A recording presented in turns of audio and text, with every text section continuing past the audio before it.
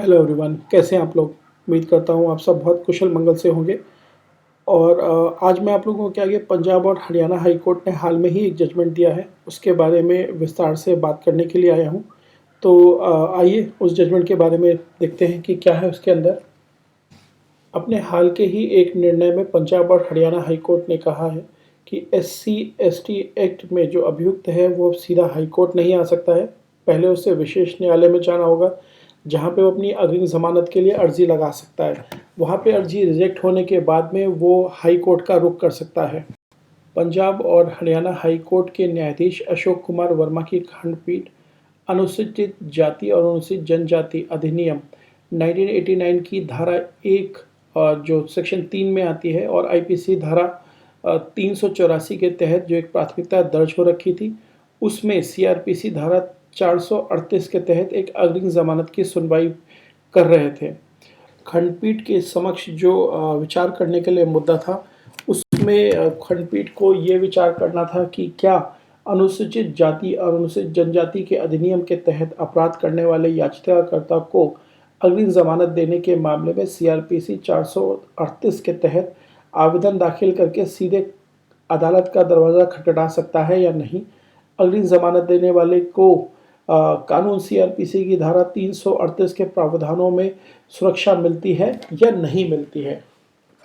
खंडपीठ ने एक अन्य मामले में, जिसमें पृथ्वीराज चौहान बनाम यूनियन ऑफ इंडिया, और एक अन्य मामले पर भरोसा किया, जहां पे सुप्रीम कोर्ट ने पाया कि इस शिकायत SC/ST एक्ट के जो प्रावधानों में प्रथम दृष्टि का मामला नहीं बनाती है। वहाँ पे धारा 18 और 18A लागू नहीं होती। लेकिन कठिनाई वहाँ उत्पन्न होती है जहाँ पर प्रथम दृष्टि के मामले में अनुपस्थिति है और इसको चुनौती दी जा सकती है।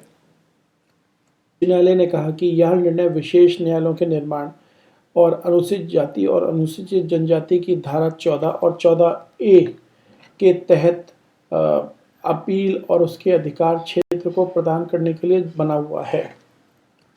खंडपीठ ने कुछ निर्णयों का उल्लेख करने के बाद कहा कि इस कानून में केवल विशेष न्यायालय के द्वारा ही अग्रिम जमानत दी जा सकती है और उच्च न्यायालय के अधिकार क्षेत्र से इसको बाहर रखा गया है। इसलिए CRPC की धारा 438 के तहत हाई कोर्ट के मूल अधिकार को स्पष्ट रूप से बाहर रखने की मंशा रखी गई है।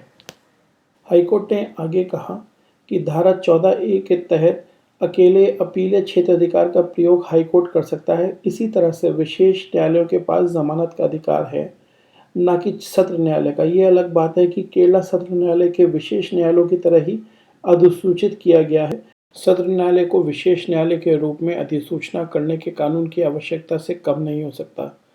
केवल विशेष न्यायालय ही SC/ST एक्ट के अधिनियम में उत्पन्न होने वाली जमानतों के आवेदन और उससे संबंधी मामलों पर विचार करने का हक रखता है। खंडपीठ ने अपने आदेश में आगे कहा कि याचिकाकर्ता को CRPC की धारा 438 के तहत अग्रिम जमानत देने के लिए विशेष अदालत का दरवाज़ा खटखटाना चाहिए था, हाई कोर्ट का नहीं।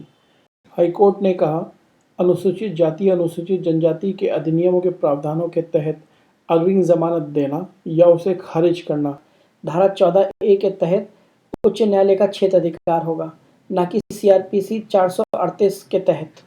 कोर्ट ने याचिकाकर्ता की याचिका को यह कहते हुए खारिज कर दिया